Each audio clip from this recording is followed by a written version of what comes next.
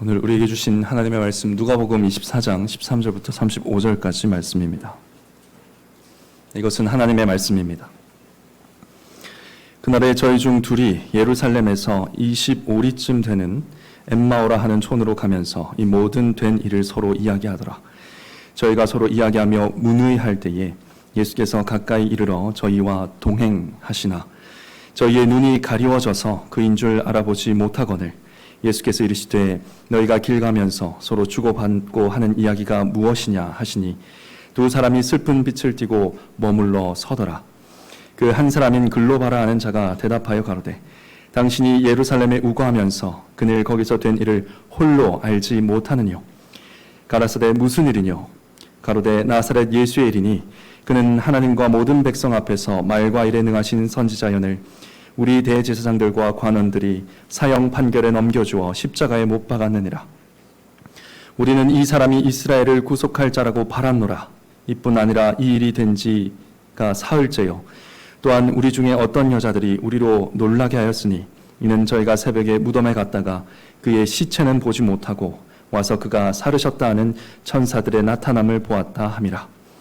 또 우리와 함께한 자 중에 두어 사람이 무덤에 가 과연 여자들의 말한 바와 같음을 보았으나 예수는 보지 못하였느니라 하거늘 가라사대 미련하고 선지자들의 말한 모든 것을 마음에 더듬이는 자들이여 그리스도가 이런 고난을 받고 자기의 영광에 들어가야 할 것이 아니냐 하시고 이에 모세와 및 모든 선지자의 글로 시작하여 모든 성경에 쓴 바 자기에 관한 것을 자세히 설명하시니라. 저희의 가는 촌에 가까이 가매 예수는 더 가려 하는 것 같이 하시니 저희가 강권하여 가로되 우리와 함께 유하사이다. 때가 저물어 가고 날이 이미 기울었나이다 하니 이에 저희와 함께 유하로 들어가시니라. 저희와 함께 음식 잡수실 때에 떡을 가시사 축사하시고 떼어 저희에게 주심에 저희 눈이 밝아져 그인 줄 알아보더니 예수는 저희에게 보이지 아니하시는지라. 저희가 서로 말하되 길에서 우리에게 말씀하시고 우리에게 성경을 풀어주실 때에 우리 속에서 마음이 뜨겁지 아니하더냐 하고 곧 그 시로 일어나 예루살렘에 돌아가 보니 11 사도와 및 그와 함께한 자들이 모여 있어 말하기를 주께서 과연 살아나시고 시몬에게 나타나셨다 하는지라. 두 사람도 길에서 된 일과 예수께서 떡을 떼심으로 자기들에게 알려지신 것을 말하더라. 아멘. 네, 오늘 읽은 이 말씀으로 구주의 증거, 눈의 빛, 마음의 불이라는 제목의 설교를 선포하도록 하겠습니다. 네, 오늘 여러분들이 다 아시는 것처럼 6월의 마지막 주일입니다. 2023년이 절반이 지나갔습니다. 반년 동안 수고 많으셨습니다. 우리가 새 일을 행하시는 하나님을 보라라는 표어를 가지고 공예배 순서 강해 설교를 한 지도 이제 반년이 되었다는 뜻이 됩니다. 이쯤에서 이 새 일이라는 것이 도대체 무엇인지 다시 정리해 볼 필요가 있는 것 같습니다. 예배 시작하면서 우리 신 목사님이 잘 정리해 주셨는데요. 새 일은 1차적으로 예수님께서 이루신 구원을 뜻합니다. 또한 구원받은 자가 하나님의 형상을 회복하며 일어나는 모든 일이 바로 새 일입니다. 하나님의 창조 목적대로 하나님을 예배하게 되는 것이 새 일이지요. 하나님을 사랑함으로 하나님을 예배하는 것, 또 하나님을 이웃을 사랑함으로 하나님을 예배하는 것, 이 모든 것들이 다 새 일이라고 할 수 있겠습니다. 그래서 우리가 주일 공예배 강해 설교를 하고 있는 겁니다. 주일 공예배에서 삼위 하나님을 예배한 자의 정체성으로 한 주간 모든 삶의 현장에서 이웃을 사랑하며 또 하나님을 예배하는 것이 하나님께서 행하시는 새 일이라는 것이죠. 자, 이 개념을 잘 기억하면서 오늘 본문을 한번 살펴보도록 하겠습니다.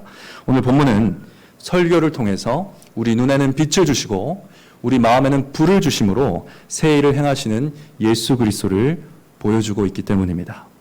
함께 본문의 이야기를 살펴보겠습니다. 오늘 본문 이야기 굉장히 흥미롭고 재밌거든요. 우리 자녀들도 자지 말고 한번 들어보시기 바랍니다. 13절에 보시면 그날이 나옵니다. 이 그날은 예수님이 십자가에 못 박히신 지 3일째 되는 날이었습니다. 예수님이 부활하신 날이었죠. 이 새벽에 여인들이 가서 빈 무덤을 확인했고요. 부활의 소식을 전하는 천사들도 만났습니다. 그러나 사도들은 여인들이 전해준 말을 헛소리, 헛된 소리라고 생각했습니다. 그 중에 두 사람, 베드로와 요한은 곧장 달려가서 이제 무덤을 확인합니다. 그러나 그들이 빈 무덤을 봤고요. 세마포가 놓여져 있는 것을 봤음에도 불구하고 그저 이상하게 여기면서 이상하다. 기이히 여기면서 집으로 돌아갑니다. 예수님이 부활했다는 사실을 믿지 못했던 것이죠. 지금도 예수님의 부활은 참 사람들이 믿기 어려워합니다. 사도들에게도 부활은 믿기 어려운 사건이었다라는 것을 볼 수 있죠. 자, 이 맥락에서 오늘 주인공이 등장합니다. 이 사도들 중에, 제자들 중에, 그 중에 두 사람이 등장합니다. 누가복음을 보면요, 이 12사도 외에 예수님을 따랐던 제자들도 함께 사도라 칭하기도 합니다. 그래서 이 두 사람은 이 11사도, 이제 가룟 유다가 죽었기 때문에 11사도죠. 이 11사도에 속하지 않은 두 제자, 두 사도였습니다. 이 두 사람이 예수님이 부활하신 그날에 엠마오라는 마을로 가고 있었다. 이렇게 이야기가 시작되고 있습니다. 엠마오는 예루살렘에서 학자들에 따라서 9km 아니면 12km 그렇게 주장하는데요. 9에서 12km 정도 떨어져 있는 그런 마을이었습니다. 33절에 보시면 이들이 엠마오에 머무를 곳이 있었다라는 것을 알 수 있는데, 그것을 보면은 엠마오는 이 두 사람의 집이 있는 고향이었을 가능성이 굉장히 높죠. 그 두 사람 중에 한 사람의 이름은 글로바였다고 기록하고 있습니다. 이 두 제자는 왜 고향에 가고 있었을까요? 예루살렘을 왜 떠나고 있었습니까? 믿음이 없어서 빛과 불을 잃어버렸기 때문에 고향으로 가고 있었습니다. 자, 이게 무슨 말인지 지금부터 제가 하나하나 설명을 해드리겠습니다. 먼저 이들은 빛을 잃어버렸습니다. 즉 마음의 눈이 어두워졌습니다. 이 두 사람은 엠마오로 가는 길에서 예수님의 십자가 사건에 대해서 막 이야기합니다. 그분의 죽으심, 그리고 오늘 아침에 일어났던 그 난리 소동에 대해서 서로 이야기하고 있었습니다. 그 이야기는 서로 의견이 불일치해서 말다툼으로 번지게 됩니다. 오늘 문의하였다 하는데 이 문의가 바로 논쟁, 격렬한 말다툼을 말하는 것입니다. 예수님의 죽음에 대한 생각도 다르고 오늘 새벽에 일어난 소동에 대한 해석도 서로 달라서 서로 싸우고 있었던 것입니다. 그때 부활하신 예수님이 두 사람에게 가까이 접근해서 같이 걸으시기 시작합니다. 동행하시기 시작합니다. 이 두 사람이 이야기의 주제로 삼고 있는 그분이 바로 곁에서 걸어가기 시작하셨다라는 것입니다. 그런데 놀라운 일이 벌어지는데 두 제자는 예수님을 전혀 알아보지 못합니다. 이 대화가 진행되는 과정을 보면 이렇게 못 알아보다니 좀 너무하다 싶을 정도입니다. 예수님이 너희가 가면서 주고받고 하는 그 대화가, 그 이야기가 무엇이냐 이렇게 질문을 하시죠. 두 사람은 슬픈 얼굴로 멈춰 섭니다. 글로바는 이렇게 말하죠. 당신은 최근에 여기서 일어난 일을 모르는 유일한 사람일 겁니다. 당신은 최근 여기서 일어난 일을 모르는 단 한 사람일 겁니다. 이렇게 말하고 있습니다. 이 일을 모른다는 것에 대해서 답답해하면서 호통을 치고 있습니다. 사실 굉장히 재미있는 장면이죠. 십자가에 달리신 예수님께 어떻게 십자가 사건을 모를 수 있습니까? 이렇게 호통을 치는 장면이기 때문에 굉장히 아이러니하고 재미있는 장면입니다. 여기서도 분명히 드러나는 건 뭡니까? 두 사람은 지금 대화하는 이 상대가 예수님인지 전혀 몰라보고 있다는 겁니다. 게다가 글로바는 예수님께 예수님을 소개하는데요. 이것도 굉장히 재밌죠. 나사렛 예수 이렇게 소개합니다. 이 글로바의 생각에는 지금 우리와 지금 말을 섞고 있는 이 사람이 전혀 이 일에 대해서 알지 못한다. 예수님에 대해서 처음 듣는 사람이다. 이런 생각이 있었던 것 같습니다. 그래서 나사렛 출신인 예수라는 사람이 있는데 하면서 말을 시작한 겁니다. 친절하게 설명을 했던 것이죠. 이런 것들을 보면 아마 글로바의 머릿속에는 지금 이 글로바 눈앞에 있는 예수님이 유대인 정도도 아니고 이방인으로 생각했을 가능성도 굉장히 높아 보입니다. 여러분, 두 사람은 제자였습니다. 제자. 예수님의 공생의 사역 동안 굉장히 예수님과 근접해 있었고요. 예수님의 얼굴 생김새, 목소리 다 너무나 잘 아는 제자들이었습니다. 근데 어떻게 이 정도로 예수님을 몰라볼 수 있습니까? 오늘 성경 뭐라고 말합니까? 그들의 눈이 누군가에 의해서 가려졌다라고 기록하고 있죠. 누군가에 의해서 가리워진 겁니다. 누가 가리셨을까요? 네, 보통 이것을 신적 수동태라고 그러죠. 하나님께서 가리신 건데 이 장면에서 누구시겠습니까? 성자 하나님 예수 그리스도가 이들의 눈을 가리셨다라는 의미입니다. 눈을 가리셨다는 말은 그들이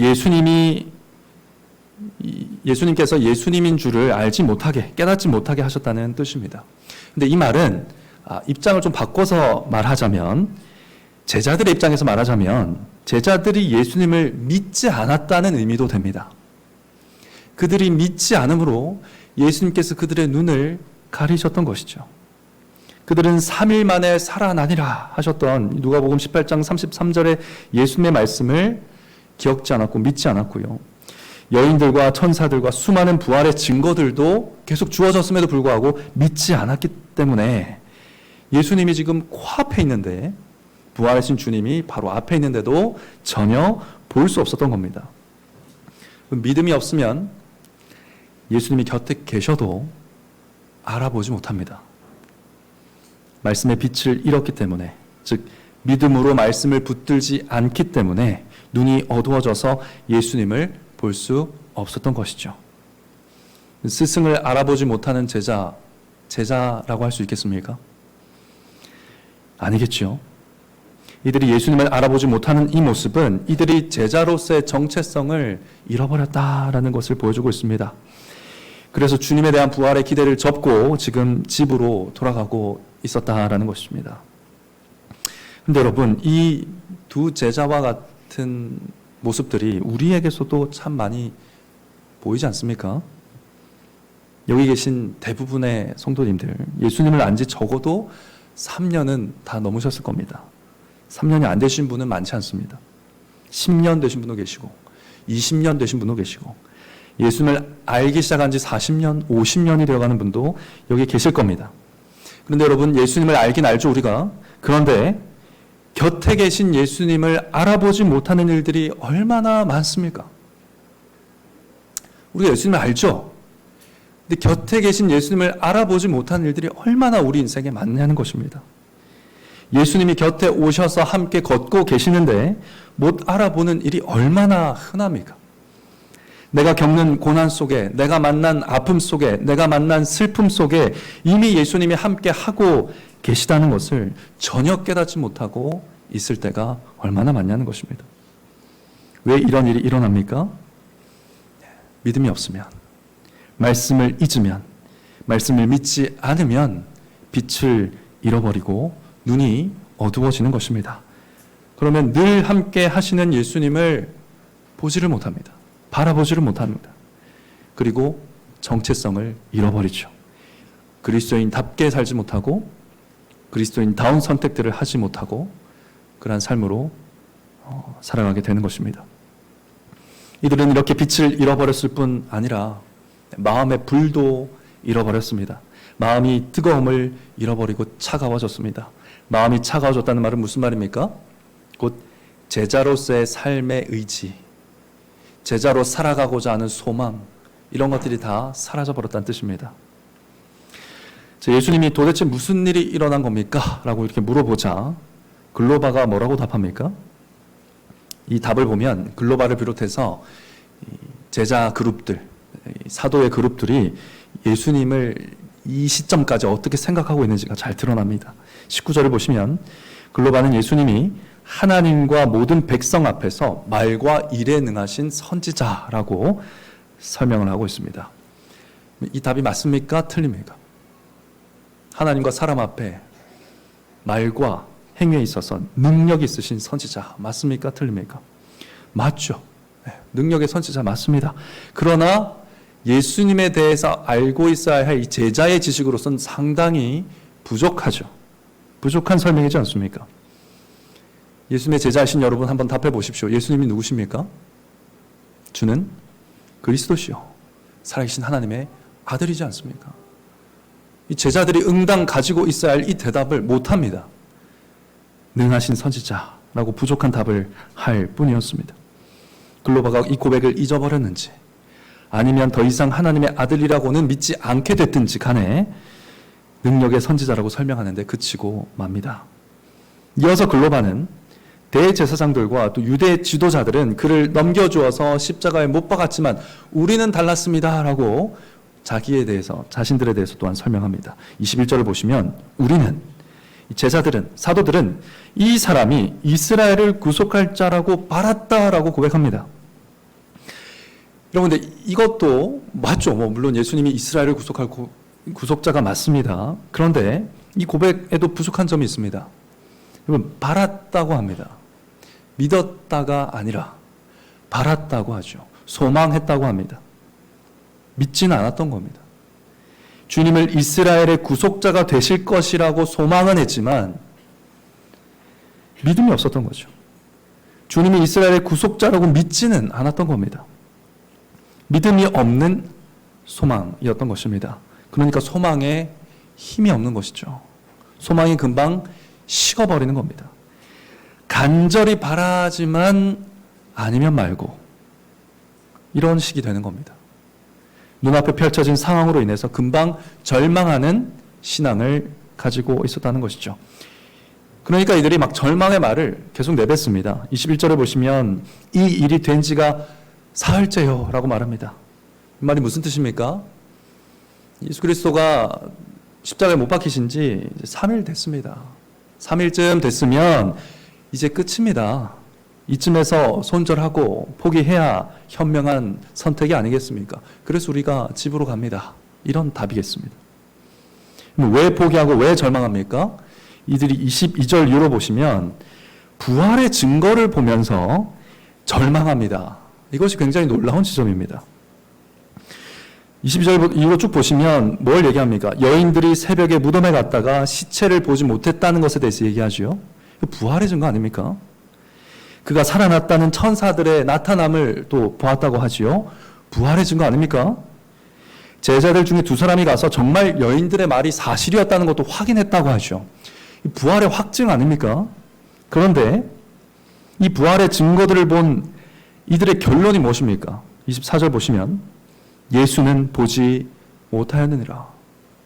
예수는 없더라. 부활도 없습니다. 이렇게 답을 하고 있는 겁니다. 이게 2사람과 또 제자들의 결론이었던 것 같습니다. 부활의 수많은 증거를 보고도 절망하는 쪽으로 해석하는 이런 상황에 놓여 있었다라는 것이죠. 믿지 않는 완고한 마음이 소망의 증거들을 가지고 절망으로 만들어 버리는 겁니다. 그러니 엠마오로 돌아갈 수밖에 없었던 것이죠. 딱딱하고 차갑고 얼음 같은 마음으로 사도의 사명을 다 포기하고 제자로서의 삶을 다 접고 예루살렘을 떠나고 있었다라는 것입니다. 예수님이 3일 만에 다시 살아나리라 하셨으면 이 날이 3일째인데 3일이 다 지나 보기까지는 기다려야 되지 않겠습니까? 최소한 4일이 시작되는 그 시간까지는 기다려볼 만하지 않습니까? 그런데 포기해요. 내가 살아난 후에 너희보다 먼저 갈릴리로 가리라 이런 말씀도 하셨습니다. 그러면 갈릴리에서 딱 하루만 더 있어 보면 안 됩니까? 갈릴리에 가가지고 정말 예수님이 오시는지 조금만 기다리면 되지 않겠습니까? 그런데 그걸 포기합니다. 조금도 더 기다릴 수 없을 정도로 소망이 사라진 겁니다. 마음의 불을 잃어버린 겁니다. 그런데 성도 여러분, 우리도 이럴 때가 얼마나 많습니까? 예수님에 대한 또 삼위 하나님에 대한 우리의 신앙 고백이 늘 부족하지 않습니까? 그렇지 않나요? 그런데 더 알아가려고 하지 않죠. 잘못된 지식을 바로 잡으려고도 하지 않습니다. 예수님이 누군지 기억하려고 하지 않습니다. 믿음의 내용이 부족합니다. 그 상태에서 소망만 큽니다. 소망만. 예수님이 우리를 구원해 주실 거라고, 이 일도 해결해 주실 것이라고 소망만 큽니다.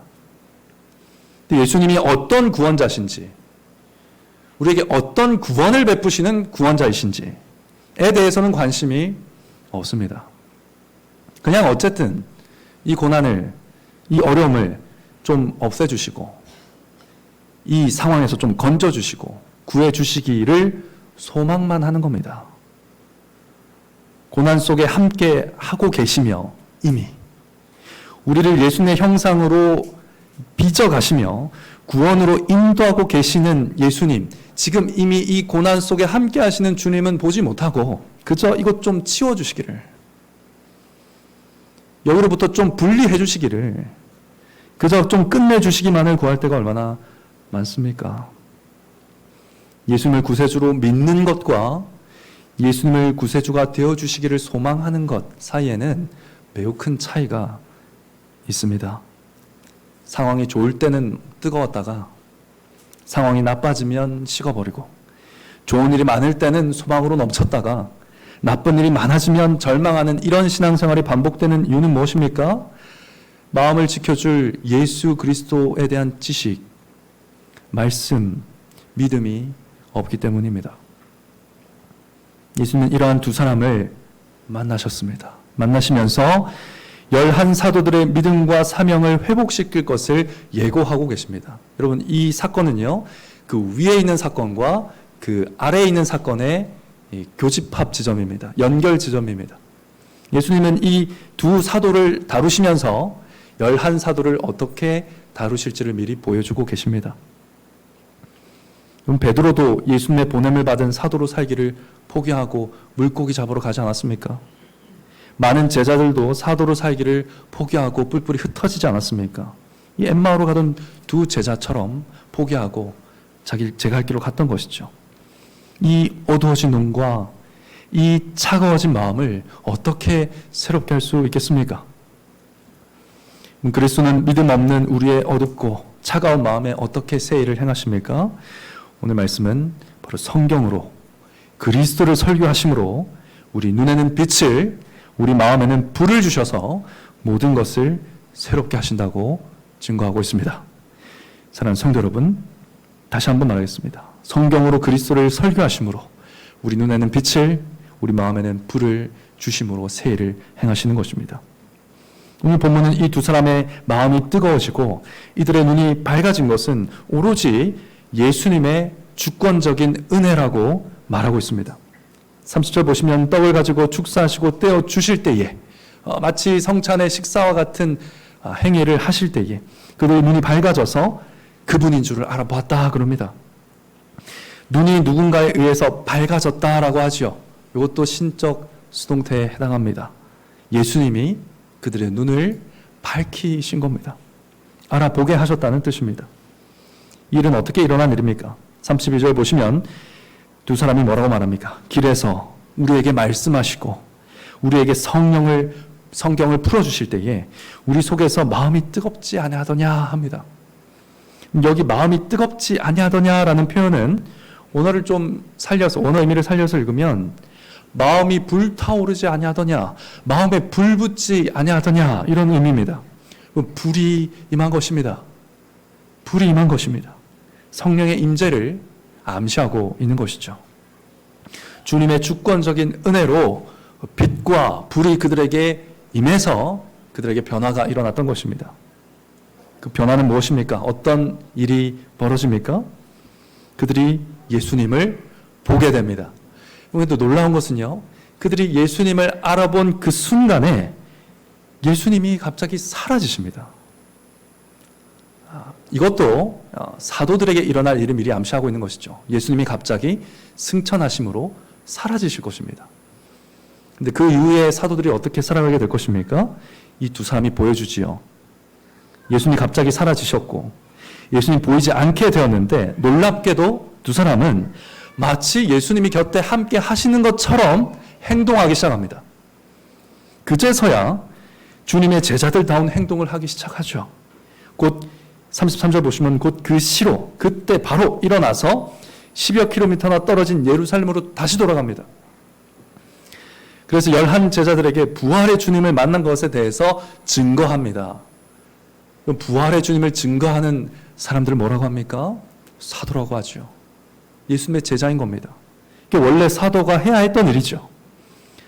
그러니까 예수님이 육체적으로 볼 수 있는 예수님이 보이지 않게 되긴 했지만 도리어 예수님과 동행하기 시작한 겁니다.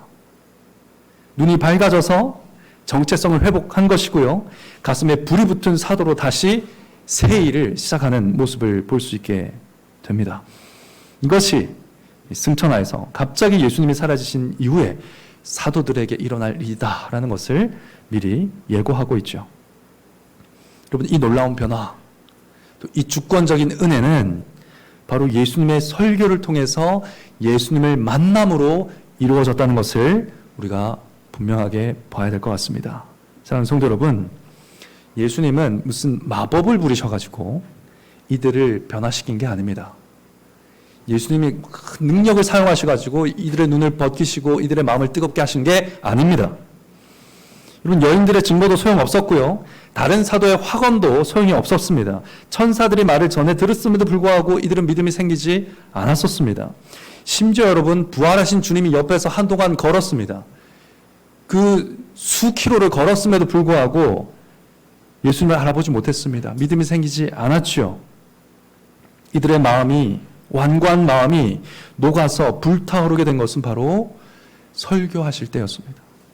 예수님이 설교하실 때, 27절 말씀처럼 예수님이 모세와 선지자와 모든 성경에 쓴 바 자기에 관한 것을 자세히 설교하실 때 그 일이 일어난 것입니다. 그리스도가 고난을 받고 영광에 들어가야 하는 것이 모든 성경에서 말하고 있는 이스라엘의 구속자에 대한 기록이 아니냐, 이것을 증거해 보이실 때에, 그것을 직접 들었을 그때에 그들의 마음이 뜨거워진 것입니다.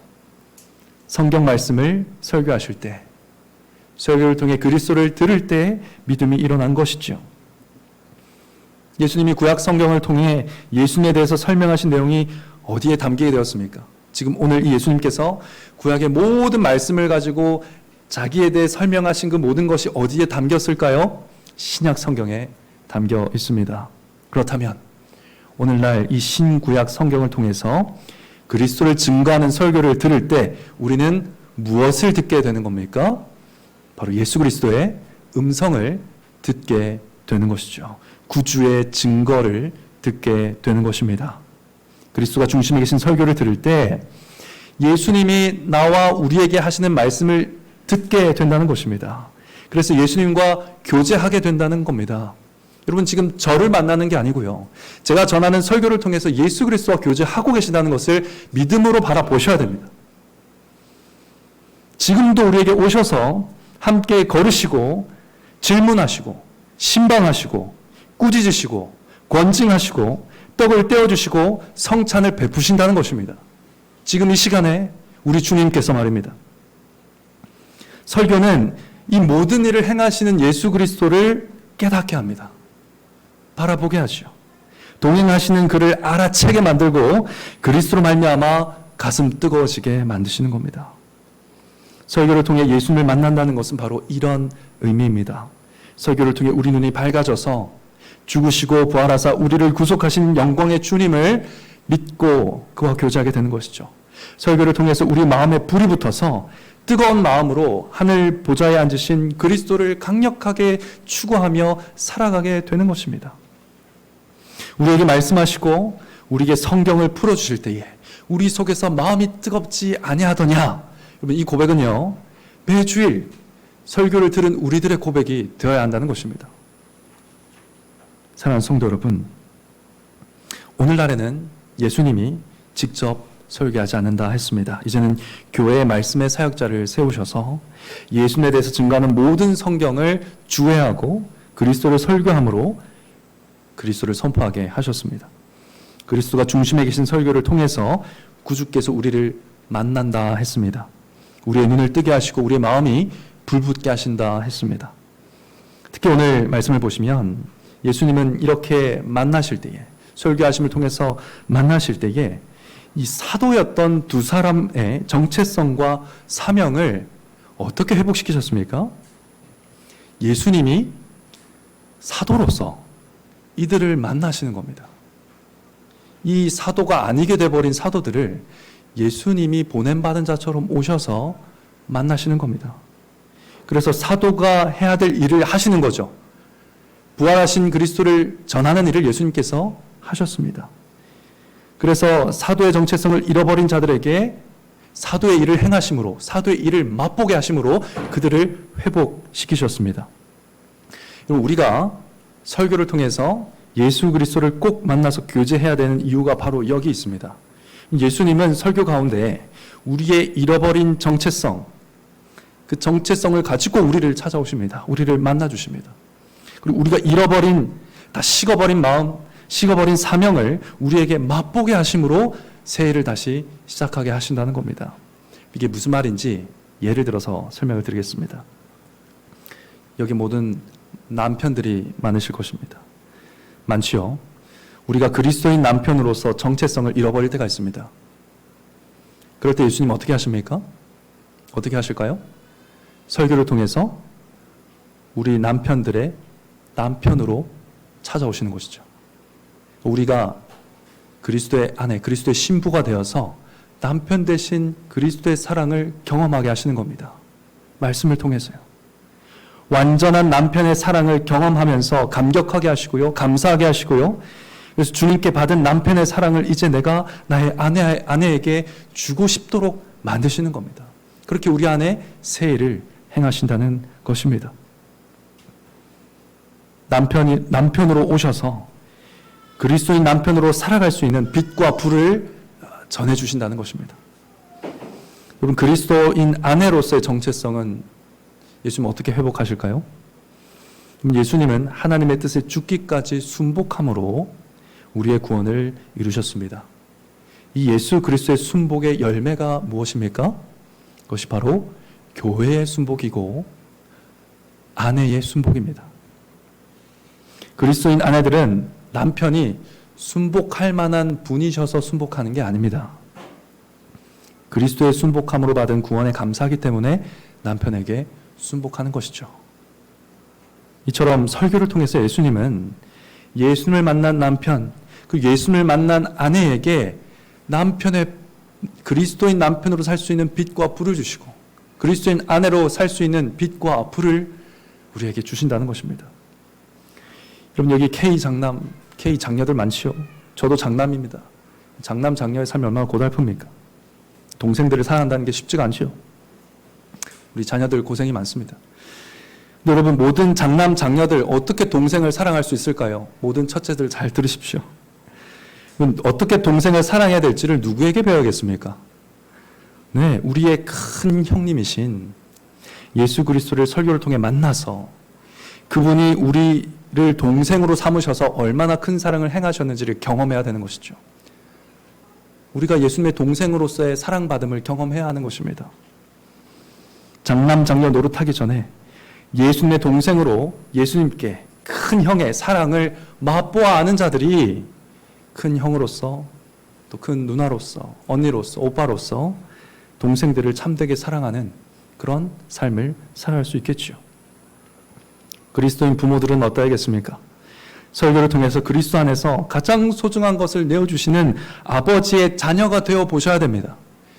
그 자녀로서의 사랑을 만끽해야 그 사랑, 그 넘치는 사랑으로 자녀를 대할 수 있는 것이죠. 우리가 우리 힘으로 자녀 사랑할 수 없다는 거 부모님들 너무 잘 알고 있지 않습니까? 그 선하신 아버지의 사랑을 풍성히 맛보아 알아야 우리는 자녀를 사랑해낼 수 있는 사람들입니다. 우리 자녀 여러분, 좋은 친구가 되고 싶지요. 친구들 사이에서 멋진 친구가 되고 싶을 겁니다. 그럼 그리스도인다운 멋진 친구가 되려면 어떻게 해야 될까요? 우리의 가장 좋은 친구이신 예수 그리스도를 설교를 통해 만나서 그분의 우정을 경험해 보셔야죠. 그래야 좋은 친구가 되는 겁니다. 몸이 약하신 분들은 설교를 통해서 연약한 그리스도를 만나야 됩니다. 그의 연약함이 십자가에서 그를 죽일 수 있도록 만들었지만 하나님은 그 연약해지신 아들의 죽음을 통해서 사탄을 멸하고 죽었던 우리를 살리는 강력한 일을 행하셨던 것 아닙니까? 그리스도의 연약함의 강함을 설교를 통해서 맛보아 알아야 우리가 연약함 중에 위로를 얻을 수 있을 것입니다. 여러분, 원수처럼 미워하는 사람이 있습니까? 우리가 하나님의 원수임에도 그리스도 안에서 얼마나 말도 안 되는 사랑을 받았는지를 맛보셔야 됩니다. 우리가 죄인 되었을 때에 하나님께 어떠한 사랑을 받았는지를 맛보시고 경험하셔야 된다는 겁니다. 설교를 통해서요. 용서는 사람이 할 수 있는 일이 아니죠. 오직 그리스도의 보혈로 하나님의 원수된 내가 사랑받는 자녀가 되었다는 증거를 그리스도께 받아야 용서가 비로소 시작될 수 있는 겁니다. 밤샐 수도 있을 것 같습니다. 사랑하는 성도 여러분, 한마디로 우리가 설교를 통해 그리스도를 만나지 않으면 우리는 그리스도인으로서 사는 게 불가능합니다. 그리스도와 만나지 않고 새 일도 아무 일도 일어나지 않습니다. 그래서 우리 주님은 매 주일마다 구주의 증거가 선포되게 하셨습니다. 자신이 누구신지에 대해서 눈 감아버리고 뜨거운 마음으로 살아가지 못하는 우리에게 매주 설교를 베푸시고 매주 빛과 불을 허락하시는 우리 구주 예수를 찬송하기 바랍니다. 성경을 설교하는 예배 시간마다 우리에 대한 사랑을 맛보아 알게 하시는 구주의 은혜를 찬송하는 여러분 되시기 바랍니다. 설교를 마치면서 이틀 전이죠. 당회 기도회에서 여러분들의 그 수많은 기도 제목들 앞에서 또 성도님들의 부르짖음이 귓전에 들리는 것 같아서 얼마나 마음이 무거웠는지 모릅니다. 여러분, 그러나 그 고통과 그 슬픔과 그 근심과 그 괴로움 속에 이미 가까이 오셔서 걷고 계신, 동행하고 계신 주님이 계시다고 오늘 설교를 통해 말씀하시는 그리스도를 바라보시기 바랍니다. 그분의 동행하심이 모든 기도하는 마음에 위로로 임하기를 간절히 바랍니다. 또한 남은 한 해도 그리스도를 설교하는 예배를 통해서 믿음으로 새해를 행하시는 그리스도를 바라보며 함께 동행하는 여러분 되시기를 성부와 성자와 성령의 이름으로 간절히 축원합니다.